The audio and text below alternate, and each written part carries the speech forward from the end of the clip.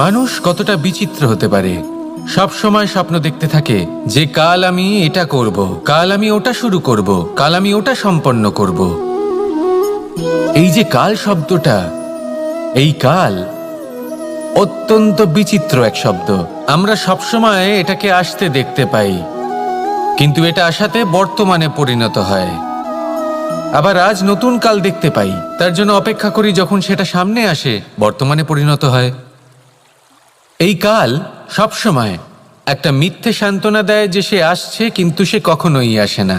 যেটা আপনার হাতে রয়েছে তা হলো আজ, বর্তমান। তাই যা করার আছে, যা সম্পন্ন করতে চান, যা শুরু করতে চান, আজ করুন, বর্তমানে করুন।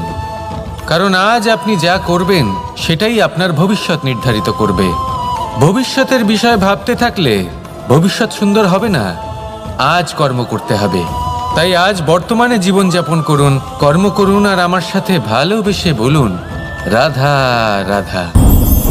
পঞ্চম তত্ত্ব, আকাশ, নব, ব্যোম। আসলে কোনো ভ্রম নাকি সত্য? ভ্রম তো হতে পারে না, কারণ ভ্রমের মধ্যে কেউ বাঁচতেই পারে না। আর যদি সত্য হয় তাহলে এতটাই বিশাল যে আমাদের চোখের থেকে, আমাদের ইন্দ্রিয়ের থেকে, আমাদের মস্তিষ্কের থেকে, আমাদের চিন্তা ভাবনার থেকেও অনেক ঊর্ধ্বে, যাকে আমরা বুঝতেই পারি না। এটা যতটাই বিশাল আকার, ঠিক ততটাই সরল। এই আকাশ যতই অন্ধকারাচ্ছন্ন, ততটাই আলোর প্রকাশ প্রদান করে থাকে।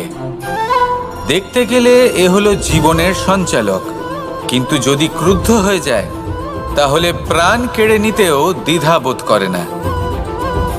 এই আকাশ শুধুমাত্র পৃথিবী লোক নয়, বরং এই সমগ্র ব্রহ্মাণ্ডকে, এই সমগ্র সৃষ্টিকে, এর প্রত্যেকটা তারাকে, প্রত্যেকটা গ্রহকে একটা বিশেষ স্থান প্রদান করে। এর নিজের কোনোই অস্তিত্ব নেই, কিন্তু সকলকে অস্তিত্ব প্রদান করে। এটাই হলো এই আকাশের মাহাত্ম্য। এই আকাশই হলো মাহাত্ম্যের প্রতিরূপ, যা আমাদের ভাবনা দ্বারা উৎপন্ন হয়। আপনিও আকাশের মতো এই বোধকে আপন করে নিন। আপনার জীবনও আকাশের মতন মহান এবং বিশাল হয়ে উঠবে। আর তখনই মন সুপ্রসন্ন হয়ে বলবে রাধা রাধা। আপনার থেকে বড়, আপনার থেকে মহান হলেন সেই গুরু। এটা কি আবশ্যক যে সেই গুরু কোনো ব্যক্তিই হবেন? কখনোই নয়। গুরু হলেন একটা তত্ত্ব, গুরু হলেন একটা শক্তি। গুরু একজন ব্যক্তি হলে শুধুই একজনই হতেন, কিন্তু তা নয়। গুরু হলেন একটা অনুভূতি, গুরু হলেন শ্রদ্ধা। গুরু তিনি যিনি আপনার ব্যক্তিত্বের পরিচালক হন। গুরু তিনি যিনি আপনার ব্যক্তিত্বের নির্মাতা হন। আপনি কখন, কোথায়, কোন স্থানে, কি রূপে গুরু লাভ করবেন আর কি শিক্ষা লাভ করবেন তা নির্ভর করছে আপনার মানসিকতার উপর, যে আপনি সকলকে কিভাবে আপন করে নিতে পারেন। যদি আপনি গুরুকে আপন করতে চান, জ্ঞানকে আপন করতে চান, তাহলে আপনার মধ্যে শ্রদ্ধা জাগ্রত করতে হবে, সামর্থ্য জাগ্রত করতে হবে। আপনি গুরু এবং জ্ঞানকে আপন করে নিতে পারলে তা এমনিই আপনাকে মহান করে তুলবে।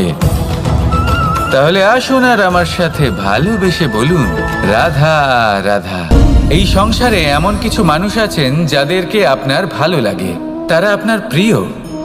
আমরা চাই ওনারা আমাদের কাছে থাকুন, আমরা ওনাদের কাছে থাকি।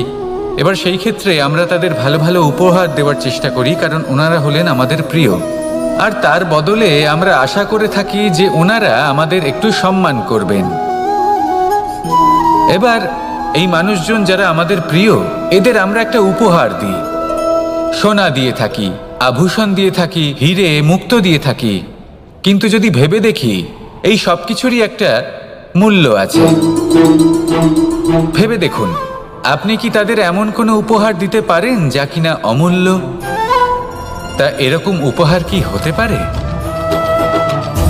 ঠিক বলেছেন আপনি, প্রেম।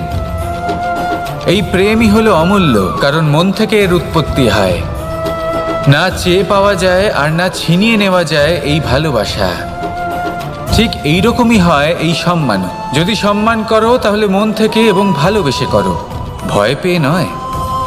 মনে রাখবেন, যে মাথা ভয়ের দ্বারা নত হয়, বিরোধিতাও প্রথমে সেই করে থাকে।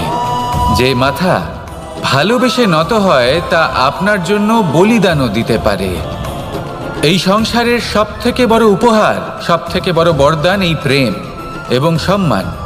তাকে সম্মান করুন আর আমার সাথে ভালোবেসে বলুন, রাধা রাধা। কখনো কোনো চাতককে দেখেছেন? একটা চাতক বর্ষার জন্য অপেক্ষা করে, সেই বর্ষার জলে নিজের তৃষ্ণা নিবারণ করে, নয়তো সারা বছর তৃষ্ণার্ত থেকে যায়। ও আকাশের দিকে তাকিয়ে থাকে আর অপেক্ষা করে যে কবে বর্ষা হবে আর কবে আমি আমার তৃষ্ণা নিবারণ করব। সেখানে অন্যদিকে একটি কাক বা একটা পায়রা, এরা কি করে? যেখানে জল পায় পান করে নেয়, যেখানে খাবার পায় খেয়ে নেয়, আত্মীয় স্বজন বন্ধু বান্ধব যাকেই পায় তার সাথে সময় কাটায়, খাবার খায় আর চলে যায়। এবার এদের মধ্যে মিল কোথায় আর পার্থক্য কোথায়? দুজনের কাছেই ডানা রয়েছে, দুজনেই উড়তে পারে। এই আকাশ হলো ওদের, খাবারের দানা ওদের। পার্থক্য হলো তাদের অভিলাষার, পার্থক্য হলো তাদের আকাঙ্ক্ষার, পার্থক্য জীবন যাপনের ধরনের। এবার যত বেশি আকাঙ্ক্ষা থাকবে, যত দামি জীবনযাপন করার ইচ্ছে থাকবে, তত বেশি কষ্ট আপনাকে সহ্য করতে হবে। আবার অন্যদিকে জীবন যত সরল হবে, জীবনযাপন যত সরল হবে, সমস্যা ততটাই কম হবে। তাই সবসময় চেষ্টা করবেন আপনার মানসিকতা এবং আপনার জীবন যেন সরল হয়। ভালোবাসতে থাকুন। যদি কেউ আপনাকে ভালোবাসে, তাকেও আপনি ভালোবাসা ফিরিয়ে দিন। তাদের সাথে কথা বলুন, কিছু তাদের কথা শুনুন, কিছু নিজের কথা বলুন। দেখবেন সকল তাপ উত্তাপ দূর হয়ে গেছে। এটাই তো হলো জীবনের সারমর্ম। তাই প্রেমে থাকুন, ভালোবাসুন, আর ভালোবেসে আমার সাথে বলুন, রাধা রাধা। ক্ষমা একটা অত্যন্ত সুন্দর শব্দ, আমার খুব প্রিয় শব্দ। কিন্তু এই ক্ষমা কখন আর কিভাবে প্রয়োগ করতে হবে সেটা বোঝা প্রয়োজনীয়। এক, যদি আপনি কোনো অন্যায় করেন আর ক্ষমা না চান, ক্ষমা প্রার্থনা না করেন, ক্ষমা চাওয়া থেকে এড়িয়ে যান, তাহলে তাতে আপনারই ক্ষতি হবে। কিভাবে? ক্ষমা না চাইলে মনের মধ্যে অহংকার জাগ্রত হয়, আর অহংকার তো প্রকৃত অর্থে আমাদের ক্ষতিই করে। দুই, কেউ যদি অপরাধ করেন, আপনার থেকে ক্ষমা না চান, তাহলে তাকে ক্ষমা করবেন না। ক্ষমা হলো অত্যন্ত অমূল্য, আর না চাইতেই কাউকে ক্ষমা দান করা এটা উচিত নয়। তিন, যদি কেউ আপনার সাথে অনুচিত কিছু করেন, অপরাধ করেন, আর আপনার থেকে ক্ষমা চান, তাহলে তাকে ক্ষমা করে দিন।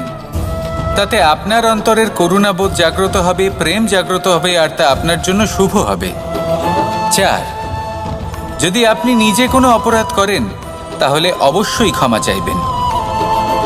তাতে আপনারই লাভ হবে। কিভাবে?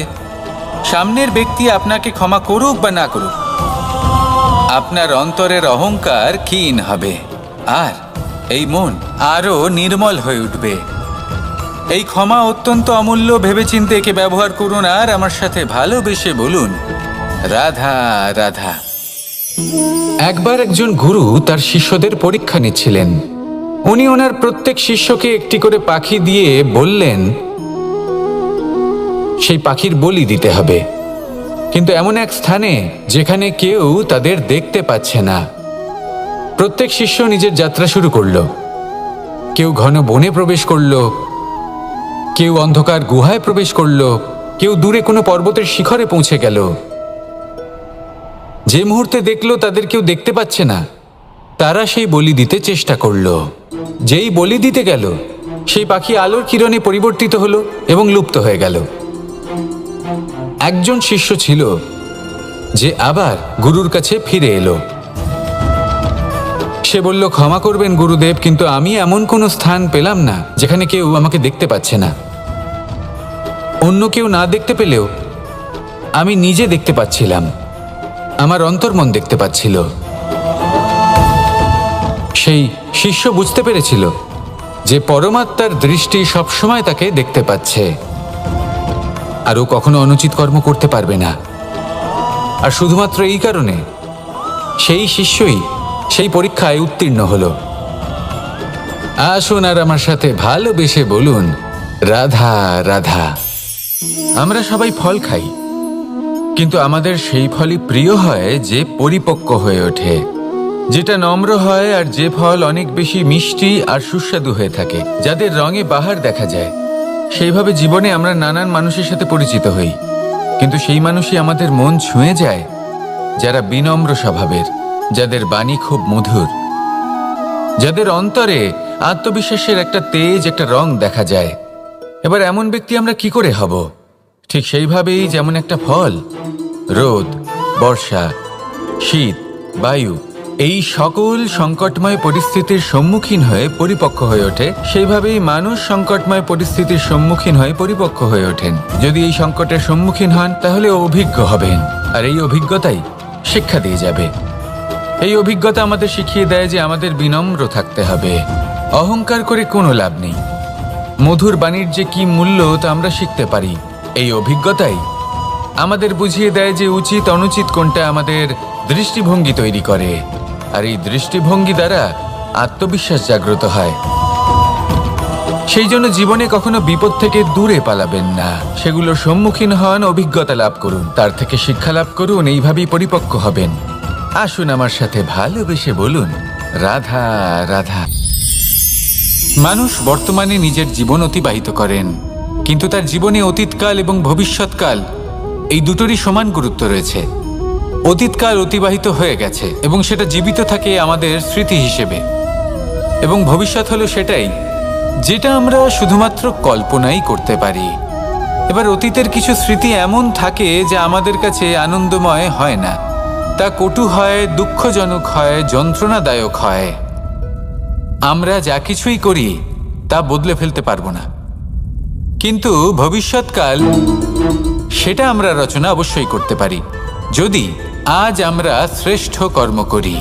যদি আজকের এই দিনটা আমরা আনন্দের সাথে অতিবাহিত করি, সুখের সাথে অতিবাহিত করি, এক একটা মুহূর্ত আমরা আনন্দ এবং ভালোবাসার সাথে অতিবাহিত করি, আপনার আজকের এই কর্ম আপনার ভবিষ্যৎ নির্ধারণ করবে।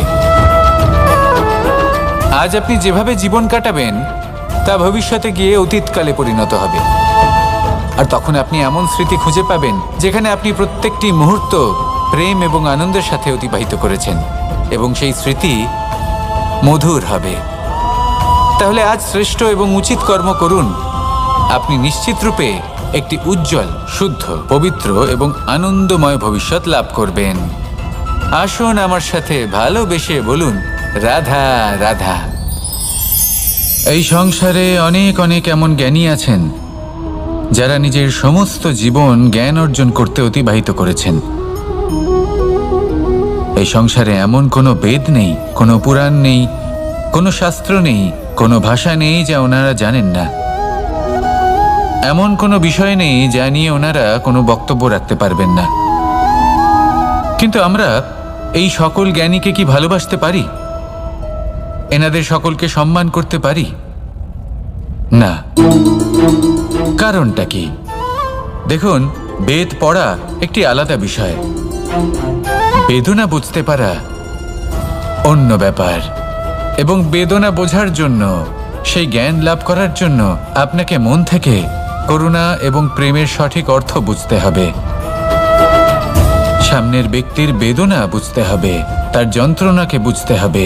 তারপর যে জ্ঞান আপনি অর্জন করেছেন বেদ থেকে, পুরাণ থেকে, শাস্ত্র থেকে, তা প্রয়োগ করে তার বেদনার নিবারণ করা, সেটা বেশি গুরুত্বপূর্ণ। সেই জন্য জীবনে শুধুমাত্র শাস্ত্র এবং বেদ পড়ে জ্ঞান অর্জন করতে সময় নষ্ট করবেন না।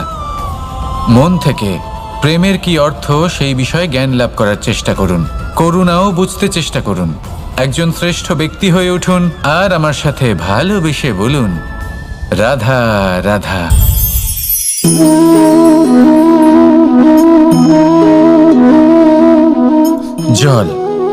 এই সংসারের সমস্ত প্রধান তত্ত্বের মধ্যে একটি।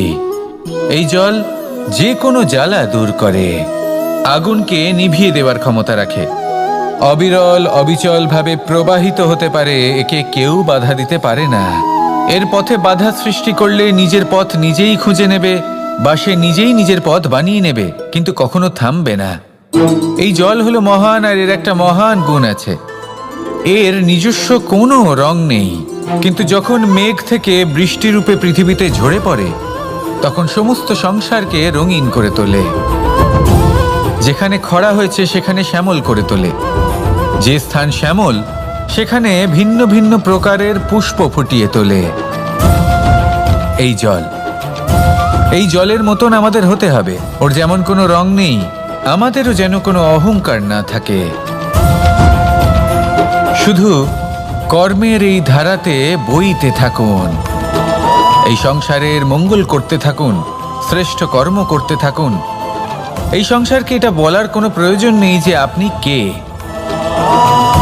আপনি যদি কর্ম করতে থাকেন, তাহলে এই সংসার নিজে থেকেই আপনার মূল্য জানতে পারবে, আর তখন এই মন প্রসন্ন হয়ে বলবে, রাধা রাধা।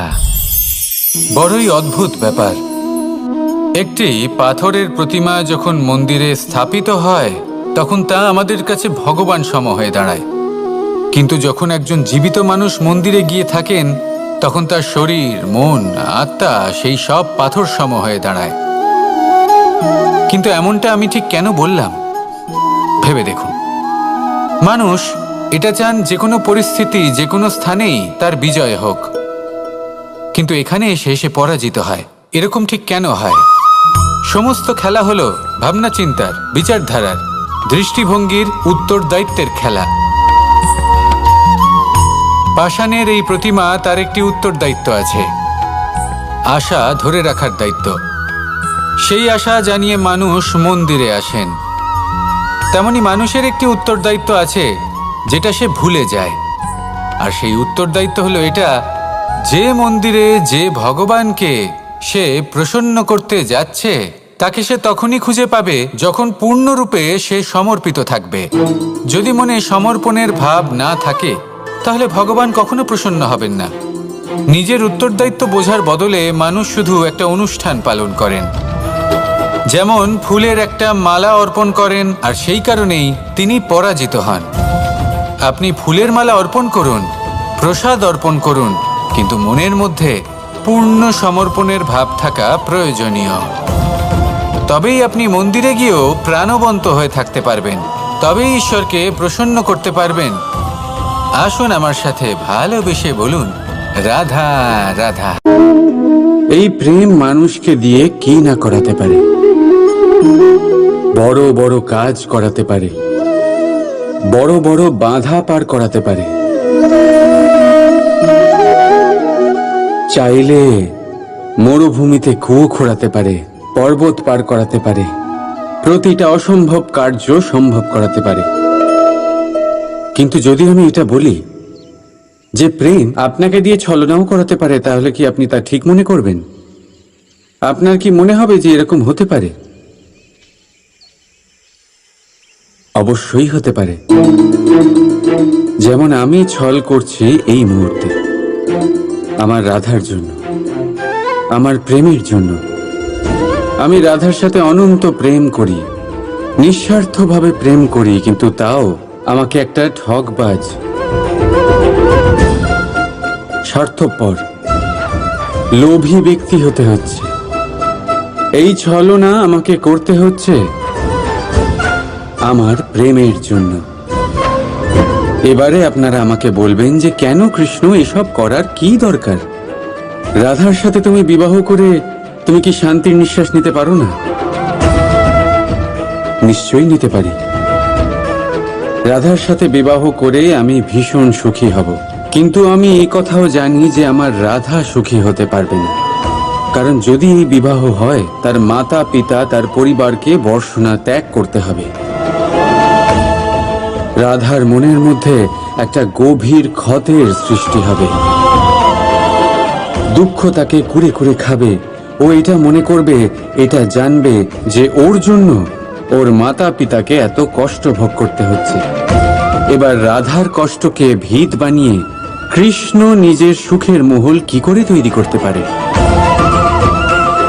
কারণ যাদের আপনি ভালোবাসেন শুধু তাদের ভাবনা নয়, আপনার প্রেমিক যাদের ভালোবাসে তাদের ভাবনার খেয়াল রাখাটাও আপনারই কর্তব্য। আর কখনো কখনো নিজের প্রেমকে উঁচুতে উঠতে দেখতে গেলে আপনাকে নিজেকে নিচে নামতে হবে। এমন কোনো কাজও আছে যা আপনাকে আপনার প্রেমের জন্য করতেই হবে। রাধা রাধা। মানুষ কতটা বিচিত্র হতে পারে। সব সময় স্বপ্ন দেখতে থাকে যে কাল আমি এটা করব, কাল আমি ওটা শুরু করব, কাল আমি ওটা সম্পন্ন করব। এই যে কাল শব্দটা, এই কাল অত্যন্ত বিচিত্র এক শব্দ। আমরা সবসময় এটাকে আসতে দেখতে পাই, কিন্তু এটা আসাতে বর্তমানে পরিণত হয়। আবার আজ নতুন কাল দেখতে পাই, তার জন্য অপেক্ষা করি, যখন সেটা সামনে আসে বর্তমানে পরিণত হয়। এই কাল সবসময় একটা মিথ্যে সান্ত্বনা দেয় যে সে আসছে, কিন্তু সে কখনোই আসে না। যেটা আপনার হাতে রয়েছে তা হলো আজ, বর্তমান। তাই যা করার আছে, যা সম্পন্ন করতে চান, যা শুরু করতে চান, আজ করুন, বর্তমানে করুন। কারণ আজ আপনি যা করবেন সেটাই আপনার ভবিষ্যৎ নির্ধারিত করবে। ভবিষ্যতের বিষয় ভাবতে থাকলে ভবিষ্যৎ সুন্দর হবে না। আজ কর্ম করতে হবে। তাই আজ বর্তমানে জীবনযাপন করুন, কর্ম করুন, আর আমার সাথে ভালোবেসে বলুন রাধা রাধা। পঞ্চম তত্ত্ব, আকাশ, নব, ব্যোম। আসলে কোনো ভ্রম নাকি সত্য? ভ্রম তো হতে পারে না, কারণ ভ্রমের মধ্যে কেউ বাঁচতেই পারে না। আর যদি সত্য হয় তাহলে এতটাই বিশাল যে আমাদের চোখের থেকে, আমাদের ইন্দ্রিয়ের থেকে, আমাদের মস্তিষ্কের থেকে, আমাদের চিন্তা ভাবনার থেকেও অনেক ঊর্ধ্বে, যাকে আমরা বুঝতেই পারি না। এটা যতটাই বিশাল আকার, ঠিক ততটাই সরল। এই আকাশ যতই অন্ধকারাচ্ছন্ন, ততটাই আলোর প্রকাশ প্রদান করে থাকে। দেখতে গেলে এ হলো জীবনের সঞ্চালক, কিন্তু যদি ক্রুদ্ধ হয়ে যায় তাহলে প্রাণ কেড়ে নিতেও দ্বিধাবোধ করে না। এই আকাশ শুধুমাত্র পৃথিবী লোক নয়, বরং এই সমগ্র ব্রহ্মাণ্ডকে, এই সমগ্র সৃষ্টিকে, এর প্রত্যেকটা তারাকে, প্রত্যেকটা গ্রহকে একটা বিশেষ স্থান প্রদান করে। এর নিজের কোনোই অস্তিত্ব নেই, কিন্তু সকলকে অস্তিত্ব প্রদান করে। এটাই হলো এই আকাশের মাহাত্ম্য।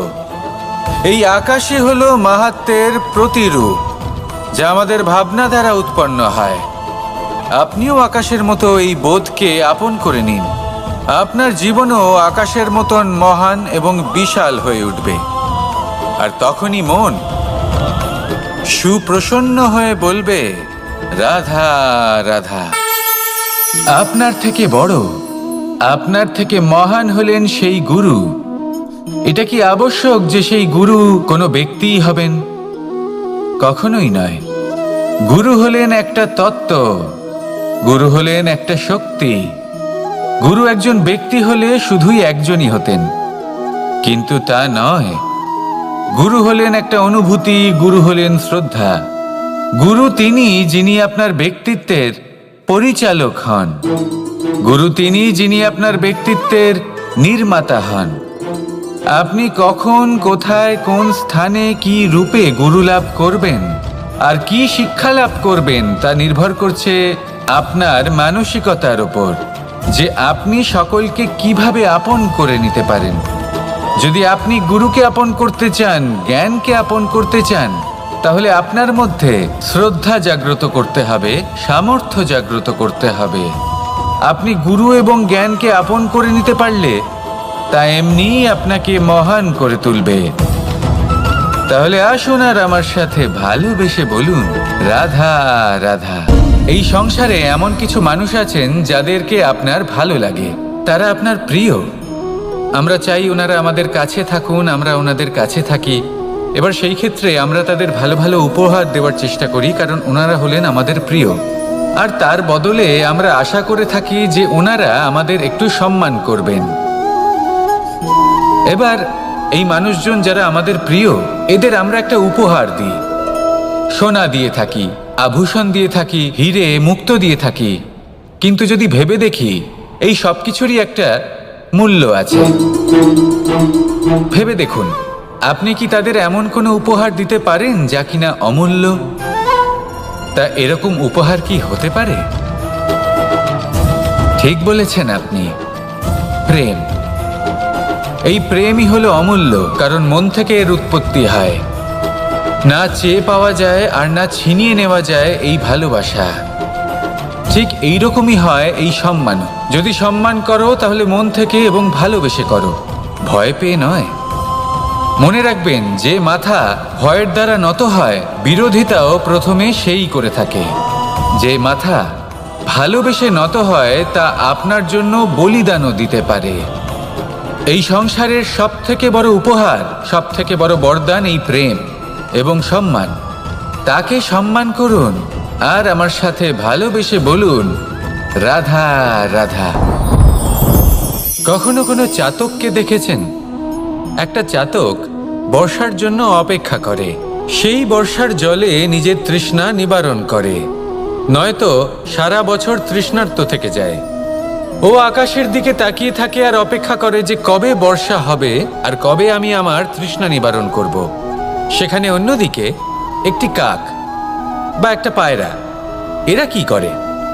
যেখানে জল পায় পান করে নেয়, যেখানে খাবার পায় খেয়ে নেয়, আত্মীয় স্বজন বন্ধু বান্ধব যাকেই পায় তার সাথে সময় কাটায়, খাবার খায় আর চলে যায়। এবার এদের মধ্যে মিল কোথায় আর পার্থক্য কোথায়? দুজনের কাছেই ডানা রয়েছে, দুজনেই উড়তে পারে। এই আকাশ হলো ওদের, খাবারের দানা ওদের। পার্থক্য হলো তাদের অভিলাষার, পার্থক্য হলো তাদের আকাঙ্ক্ষার, পার্থক্য জীবন যাপনের ধরনের। এবার যত বেশি আকাঙ্ক্ষা থাকবে, যত দামি জীবনযাপন করার ইচ্ছে থাকবে, তত বেশি কষ্ট আপনাকে সহ্য করতে হবে। আবার অন্যদিকে জীবন যত সরল হবে, জীবন যাপন যত সরল হবে, সমস্যা ততটাই কম হবে। তাই সবসময় চেষ্টা করবেন আপনার মানসিকতা এবং আপনার জীবন যেন সরল হয়। ভালোবাসতে থাকুন। যদি কেউ আপনাকে ভালোবাসে, তাকেও আপনি ভালোবাসা ফিরিয়ে দিন। তাদের সাথে কথা বলুন, কিছু তাদের কথা শুনুন, কিছু নিজের কথা বলুন। দেখবেন সকল তাপ উত্তাপ দূর হয়ে গেছে। এটাই তো হলো জীবনের সারমর্ম। তাই প্রেমে থাকুন, ভালোবাসুন, আর ভালোবেসে আমার সাথে বলুন, রাধা রাধা। ক্ষমা একটা অত্যন্ত সুন্দর শব্দ, আমার খুব প্রিয় শব্দ। কিন্তু এই ক্ষমা কখন আর কিভাবে প্রয়োগ করতে হবে সেটা বোঝা প্রয়োজনীয়। এক, যদি আপনি কোনো অন্যায় করেন আর ক্ষমা না চান, ক্ষমা প্রার্থনা না করেন, ক্ষমা চাওয়া থেকে এড়িয়ে যান, তাহলে তাতে আপনারই ক্ষতি হবে। কিভাবে? ক্ষমা না চাইলে মনের মধ্যে অহংকার জাগ্রত হয়, আর অহংকার তো প্রকৃত অর্থে আমাদের ক্ষতিই করে। দুই, কেউ যদি অপরাধ করেন, আপনার থেকে ক্ষমা না চান, তাহলে তাকে ক্ষমা করবেন না। ক্ষমা হলো অত্যন্ত অমূল্য, আর না চাইতেই কাউকে ক্ষমা দান করা এটা উচিত নয়। তিন, যদি কেউ আপনার সাথে অনুচিত কিছু করেন, অপরাধ করেন, আর আপনার থেকে ক্ষমা চান, তাহলে তাকে ক্ষমা করে দিন। তাতে আপনার অন্তরের করুণাবোধ জাগ্রত হবে, প্রেম জাগ্রত হবে, আর তা আপনার জন্য শুভ হবে। চার, যদি আপনি নিজে কোনো অপরাধ করেন, তাহলে অবশ্যই ক্ষমা চাইবেন। তাতে আপনারই লাভ হবে। কিভাবে? সামনের ব্যক্তি আপনাকে ক্ষমা করুক বা না করুক, আপনার অন্তরের অহংকার ক্ষীণ হবে, আর এই মন আরো নির্মল হয়ে উঠবে। এই ক্ষমা অত্যন্ত অমূল্য, ভেবেচিন্তে একে ব্যবহার করুন, আর আমার সাথে ভালোবেসে বলুন, রাধা রাধা। একবার একজন গুরু তার শিষ্যদের পরীক্ষা নিচ্ছিলেন।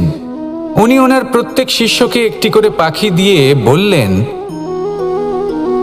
সেই পাখির বলি দিতে হবে, কিন্তু এমন এক স্থানে যেখানে কেউ তাদের দেখতে পাচ্ছে না। প্রত্যেক শিষ্য নিজের যাত্রা শুরু করলো। কেউ ঘন বনে প্রবেশ করলো, কেউ অন্ধকার গুহায় প্রবেশ করলো, কেউ দূরে কোনো পর্বতের শিখরে পৌঁছে গেল। যে মুহূর্তে দেখলো তাদের কেউ দেখতে পাচ্ছে না, তারা সেই বলি দিতে চেষ্টা করলো। যেই বলি দিতে গেল, সেই পাখি আলোর কিরণে পরিবর্তিত হলো এবং লুপ্ত হয়ে গেল। একজন শিষ্য ছিল যে আবার গুরুর কাছে ফিরে এলো। সে বলল, ক্ষমা করবেন গুরুদেব, কিন্তু আমি এমন কোনো স্থান পেলাম না যেখানে কেউ আমাকে দেখতে পাচ্ছে না।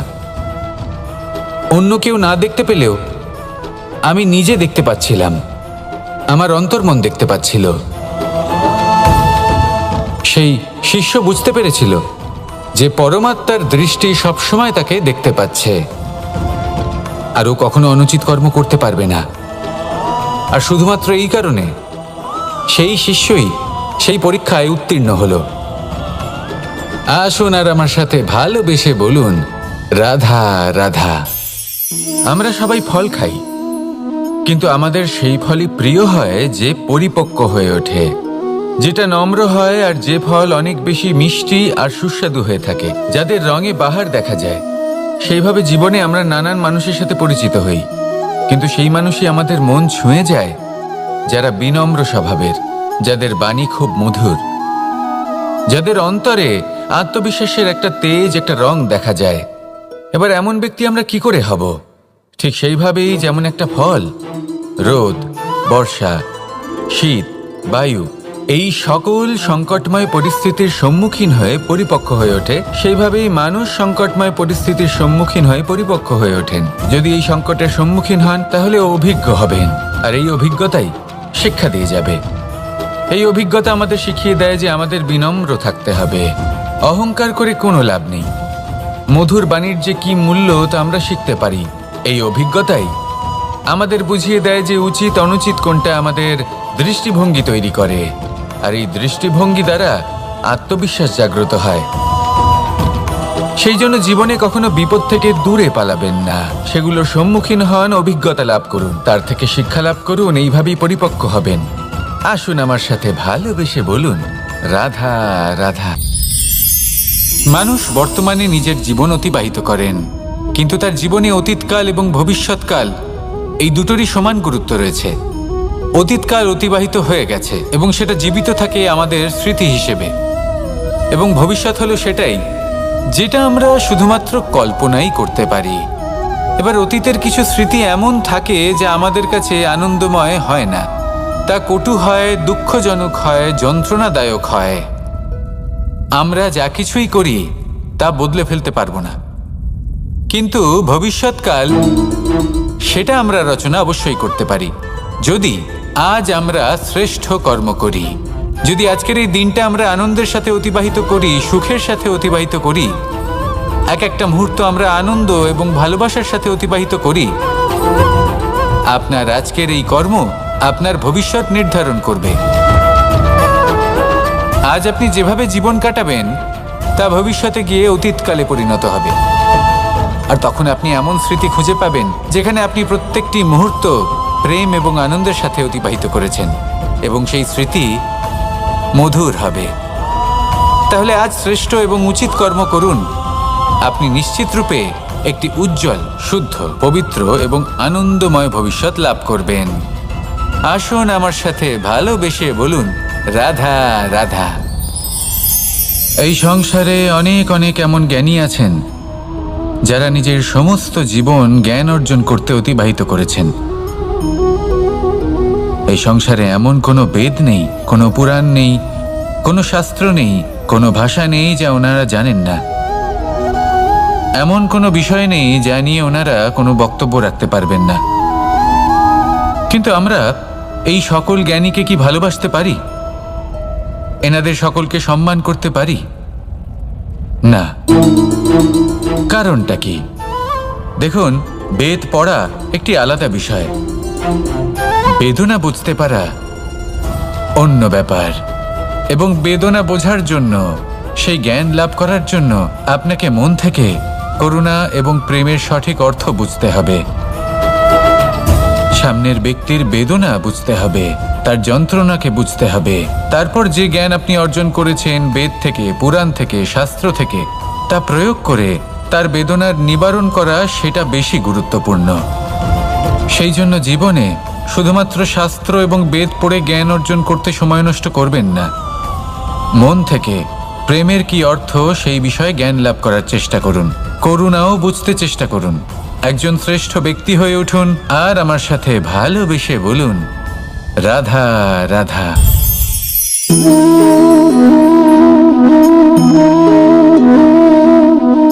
জল এই সংসারের সমস্ত প্রধান তত্ত্বের মধ্যে একটি। এই জল যে কোনো জ্বালা দূর করে, আগুনকে নিভিয়ে দেওয়ার ক্ষমতা রাখে, অবিরল অবিচল ভাবে প্রবাহিত হতে পারে, একে কেউ বাধা দিতে পারে না। এর পথে বাধা সৃষ্টি করলে নিজের পথ নিজেই খুঁজে নেবে বা সে নিজেই নিজের পথ বানিয়ে নেবে, কিন্তু কখনো থামবে না।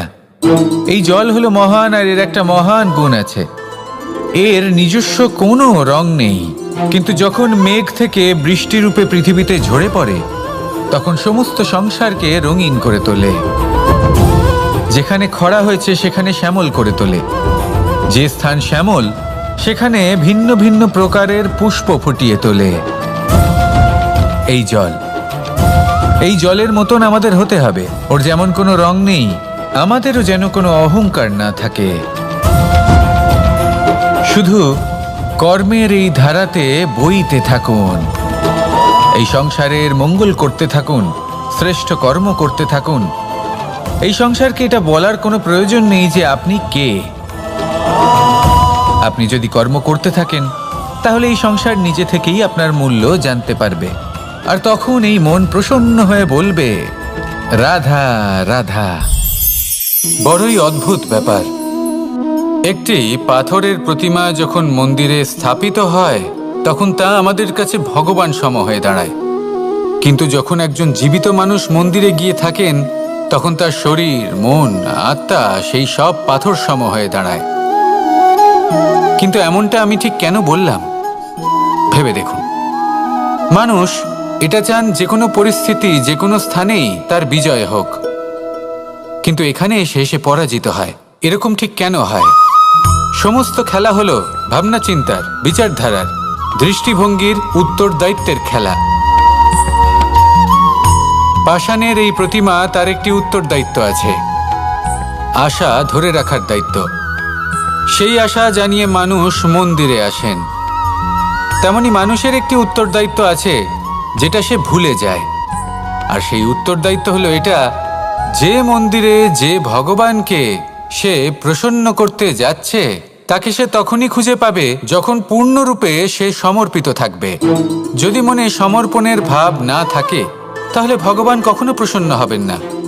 নিজের উত্তরদায়িত্ব বোঝার বদলে মানুষ শুধু একটা অনুষ্ঠান পালন করেন, যেমন ফুলের একটা মালা অর্পণ করেন, আর সেই কারণেই তিনি পরাজিত হন।